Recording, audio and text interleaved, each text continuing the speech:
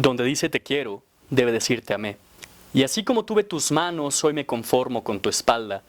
En la palabra siempre, habría que sustituir con un lánguido efímero.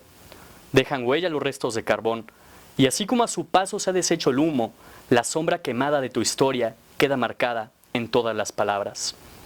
Ojalá que esta fe de ratas deje ya de ser testigo de tu cuerpo. Este y muchos otros poemas podrás encontrar en mi nuevo libro, El discurso del silencio, disponible aquí abajo en la descripción del presente video. Popular entre la tropa era Adelita, la mujer que el sargento idolatraba, porque a más de ser valiente era bonita, y hasta el mismo coronel la respetaba.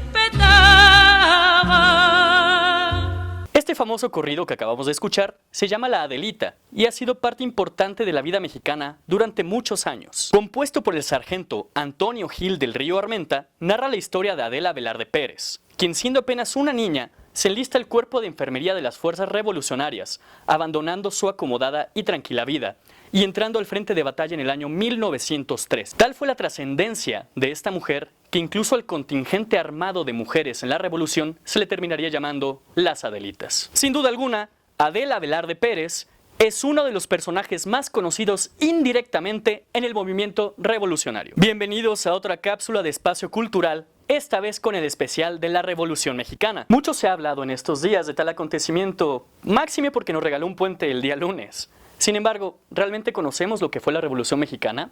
Fue como otra conquista que intentaron hacer los españoles, ¿no? La realidad es que no. No fue un movimiento independentista producto de la colonia. Para ello, y para conocer más de la razón por la cual no trabajamos el día 18 de noviembre, te invito a escuchar la Revolución Mexicana en 10 puntos. Punto número 1. ¿Por qué se dio este movimiento armado en el año 1910? El porfiriato. En efecto, un factor fue la perpetuación del dictador Porfirio Díaz Mori, que provocó un descontento generalizado en la sociedad mexicana, razón por la cual el dictador había prometido no contender a las siguientes elecciones. Sin embargo, Porfirio Díaz hizo caso omiso a lo que había declarado, asumiendo en el año 1910 otro mandato presidencial, constituyendo así 34 años en el poder. Esta búsqueda de la reforma agraria que, ocurrían en los latifundios. Así es, el campo mexicano se encontraba en situaciones precarias. Se estima que para ese año cerca del 90% de la población vivía en zonas rurales, y estas eran controladas por las llamadas tiendas de raya.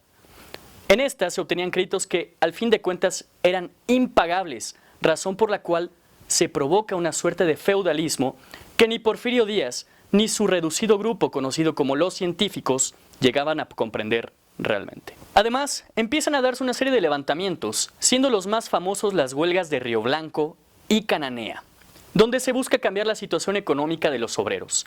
Tales huelgas fueron brutalmente reprimidas. Por otro lado, el trato con las personas indígenas era desfavorable. Describe John Kenneth Turner en su libro México Bárbaro que un cuarto de la población yaqui fue exterminada al ser mandados al sur del país a trabajar en las fábricas henequeneras en situaciones y jornadas extenuantes. Segundo punto, Francisco I. Madero y el Plan de San Luis. Al fundar el Centro Antirreeleccionista, Francisco I. Madero es aprisionado por las fuerzas federales y mandado a San Luis Potosí, a la par de la reelección de Porfirio Díaz. Sin embargo, Madero logra escapar de prisión y se interna en Texas, lugar donde redacta el Plan de San Luis, en el cual convoca al pueblo mexicano a levantarse en armas el día 20 de noviembre de 1910. Tercer punto, el inicio de la lucha. Los que primero lo empezaron todo sería aquí en Puebla, en la casa de los hermanos Cerdán. ¿Qué día? El 18 de noviembre. Como dice mi tocayo, podríamos ubicar el inicio de la Revolución Mexicana el día 18 de noviembre de 1910 en la ciudad de Puebla, al amparo de los hermanos Carmen, Aquiles y Máximo Cerdán. Aquiles fue comisionado por Francisco I. Madero para iniciar el movimiento revolucionario 2 días después. Sin embargo, al verse presionados por un posible cateo por parte de fuerzas federales, reunió a los simpatizantes del movimiento para alzarse en armas. Y todos ellos fueron asesinados, con excepción de Carmen, en su casa, que está ubicada en la avenida 6 Oriente 206, en el centro de la ciudad de Puebla. Francisco I. Madero regresa al país en el año 1911, varios meses después de comenzada la lucha revolucionaria en todo el territorio mexicano. Ingresa a Ciudad Juárez un día 14 de febrero y posteriormente une fuerzas con Pancho Villa y Pascual Orozco, quienes comandaban en el estado de Chihuahua. La presencia de las fuerzas revolucionarias en Ciudad Juárez provocaba preocupación para Porfirio Díaz, quien buscaría, a través de su funcionario de Hacienda y Crédito Público, José Ives Limantour, la mediación con las fuerzas revolucionarias, que se daría en la ciudad de Nueva York. De tal reunión, surge el convenio de la no reelección y la sustitución de varios miembros del gabinete de Díaz.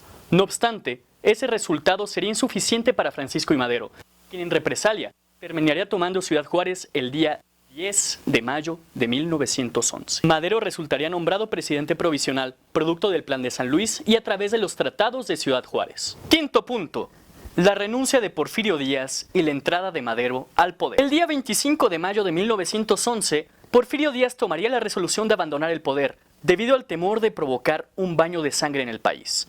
De tal forma, tomaría un viaje sin retorno a bordo del barco Ipiranga, con destino a la ciudad de París, donde quedaría exiliado hasta su muerte, 4 años después. Tras un interinato de Francisco León de la Barra, que había provocado descontento en Emiliano Zapata y el Ejército Libertador del Sur, se celebran elecciones en octubre de 1911, resultando ganador el Partido Constitucional Progresista, fundado por Francisco I. Madero, asumiendo la presidencia, mientras que José María Pino Suárez asumiría la vicepresidencia. Sexto punto, el Plan de Ayala. 2 días después de la entrada de Madero al poder, este envió comisionados a Morelos para entablar pláticas con Emiliano Zapata, donde se pedía el desarme del Ejército Libertador del Sur. Zapata, en consecuencia, pide la renuncia del gobernador Ambrosio Figueroa, además de exigir eliminar la presencia de tropas federales, el indulto a los miembros de su ejército y la creación de una ley agraria. Al negarse Madero a tal petición, Zapata proclama el Plan de Ayala, donde se desconoce a Madero y se le acusa de ser un dictador. En el año 1912, Pascual Orozco, a su vez, desconoce a Madero mediante el Plan de la Empacadora y llama a levantarse en armas. No obstante, Victoriano Huerta reprimiría tal insurrección, ganándose toda la confianza de Francisco I. Madero. Séptimo punto. La decena trágica. El día 9 de febrero de 1913, Victoriano Huerta convocaría un golpe de Estado que terminaría conociéndose como la decena trágica y una de las mayores traiciones en la historia de nuestro país. En este suceso terminarían siendo apresados el presidente Francisco I. Madero y el vicepresidente José María Pino Suárez, el día 19 de febrero del mismo año, quienes rinden su renuncia al Congreso de la Unión. El 22 de febrero de 1913, Madero y Pino Suárez terminan siendo asesinados, entrando así al poder el dictador Victoriano Huerta. Octavo punto, la caída de Victoriano Huerta y la entrada de Venustiano Carranza al poder. Victoriano Huerta entra al poder con la supresión de la democracia y la militarización del país. A su vez, busca relacionarse con distintos gobernadores de la República, rechazando la relación el gobernador de Sonora, José María Maytorena, y el gobernador de Coahuila, Venustiano Carranza. Por otro lado, logra tener de su lado a Pascual Orozco, pero Emiliano Zapata rechazaría totalmente toda relación con Huerta. De esta manera, Venustiano Carranza promulga el Plan de Guadalupe en 1913, donde asume la cabeza del ejército constitucionalista y fungiendo como un contrapeso al dictador Victoriano Huerta, desconociendo a los 3 poderes a nivel federal. 3 poderes. De esta manera, diversos ejércitos, incluida la División del Norte comandada por Álvaro Obregón y Francisco Villa, y el Ejército Libertador del Sur comandada por Emiliano Zapata, comienzan una serie de revueltas con el fin de recobrar el territorio nacional, logrando el día 14 de julio de 1914 la renuncia de Victoriano Huerta, quien sería apresado posteriormente, muriendo en prisión en el año 1916. Noveno punto, ya casi terminamos. Convención de Aguascalientes y la Constitución de 1917. Una vez entrado Venustiano Carranza al poder, se convoca la Convención de Aguascalientes. No obstante, ante la amenaza de fuerzas militares villistas, Carranza decide trasladarse a Veracruz. Se firma mediante el Pacto de Xochimilco la unificación de fuerzas entre Villa y Zapata en contra de Carranza en el año de 1914. Y no fue sino hasta el año 1916 cuando Venustiano Carranza logra recobrar el control de la situación en el país. En ese mismo año, Carranza forma un Congreso Constituyente, el cual sesionaría hasta el 31 de enero de 1917, y en donde se resolvería agregar los artículos 3º, en donde se establece la educación pública, laica y gratuita, el artículo 27, que sería la base para las posteriores reformas agrarias, el 123, del cual emanaría la Ley Federal del Trabajo, y el 130, haciendo la clara separación entre Iglesia y Estado. Décimo punto. Del caudillismo a las instituciones. El 10 de abril del año 1919 es asesinado en la hacienda de Chinameca, en el estado de Morelos, el caudillo Emiliano Zapata. El 21 de mayo de 1920, al amparo del Plan de Agua Prieta, es asesinado en Tlaxcalantongo, Puebla, Venustiano Carranza. El 20 de julio de 1923, es asesinado en Parral, Coahuila, José Doroteo Arango Arámbula, mejor conocido como Francisco Villa. En 1924 terminaría asumiendo la presidencia Plutarco Elías Calles, que culminaría con la fundación del Partido Nacional Revolucionario, diciendo asimismo: se ha acabado la época del caudillismo. Bienvenida a la época de las instituciones. Bienvenido el PRI. Y porque alcanzamos el culmen del presente video, bienvenidos a su sección favorita.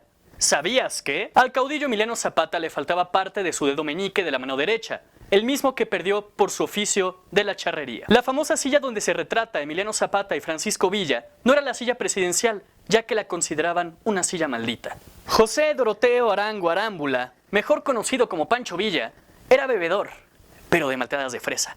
En realidad, era un abstemio acérrimo que aborrecía el alcohol, y su único vicio era cruzarse del otro lado por una de esas bebidas azucaradas. Pedro Lascurain, en estas épocas, fue el presidente con menos permanencia en el poder.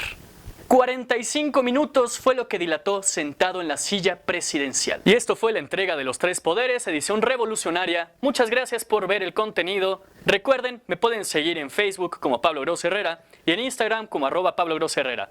Este fue Espacio Cultural. Muchas gracias y hasta luego.